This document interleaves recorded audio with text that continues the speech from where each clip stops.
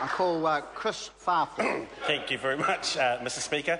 And can I just start my contribution by wishing all those members who have chosen not to return to this House all the very best. To the Speaker who was formerly in the Chair, Ross Robertson from our side of the House, 27 years of service to this House is obviously something worth celebrating, and to everyone else who has chosen to leave politics. This is a very important bill for the purposes of making sure that we are ready for two events. The Cricket World Cup, which kicks off, I believe, in February next year, and also the FIFA Under-20 World Cup. So we also want to make sure that for the integrity of those two events, that we stamp out any sense of match fixing which may go on around those two events. But also, I think, for the sense of in our own communities, for the children who play sports every weekend, they want to grow up making sure that the sports that they watch and the heroes that they watch on their television screens are out there doing as best as they can. Can I acknowledge Trevor Mallard and his contribution? I think it's Harold Boys versus Wainuiomata this weekend at Hut Rec. I just want to tell a quick story about Trevor Mallard and his love for Wainuiomata. One Saturday afternoon I invited him to Poirua Park as they played the Mighty Norths Rugby Club in my electorate. And he was lucky to get out of there alive, to be honest, because of the amount of barracking and abuse of people from my electorate from a Member of Parliament was, to be completely honest, unbelievable. I thought that kind of behaviour from a Member of Parliament was unforgivable. And I actually told Trevor that he was lucky to get out unscathed.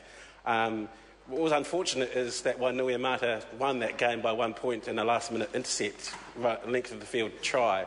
So at that stage, Trevor Mallard was being chased by someone trying to serve a summons on him. And I tweeted exactly where he was and that they should come and get him. But that kind of passion for sports in our communities is really important. The fact that people travel long distances and fervently support their rugby clubs every weekend is something that we want to maintain in our community, something that we shouldn't lose. So if we are letting the scourge of sports betting infiltrate the higher levels, then I think you'll see what will happen is that people won't give a damn about sports whatsoever, which will be quite sad. So we need to make sure that we are protecting the integrity of our highest levels of sports to make sure that our grassroots sports does survive.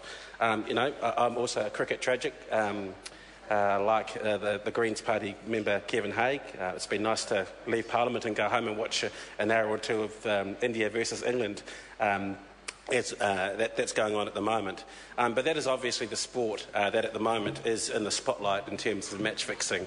And Lewis Wall mentioned earlier that the regulatory impact statement showed just how widespread fraudulent betting and match fixing is. I think it was something like $140 billion in 2010.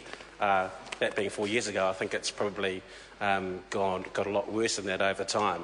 And, this year has been an unfortunate year for that sport in terms of a couple of instances where, I guess it's sad that we are having to bring this bill through, but we're naive to think that New Zealand is not going to be hit by this in some shape or form. So for all those kids who are playing cricket, probably not now, but in the summer, I play cricket for the Mighty Hoon Club, which is in the fine electorate of Wigram, which is represented by my colleague here, Megan Woods. And I think for the sense of those kids to have heroes, certainly Richard Hadley, Stephen Bock, Ken Rutherford, Lance Cairns, all those guys who we believe when we were growing up, wearing the beige and the Test cricket white, with their integrity, playing their guts out to make sure that they'd win for their country,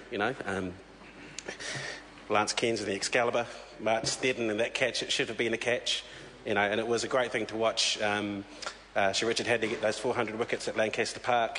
Nathan Astor, I think it was 286. Those guys were in there giving it all for their country, and to think that sports betting could cast a shadow over those kinds of things for our youngsters, I think we need to make sure that we're stamping down on this kind of behaviour or this type of match fixing quite well.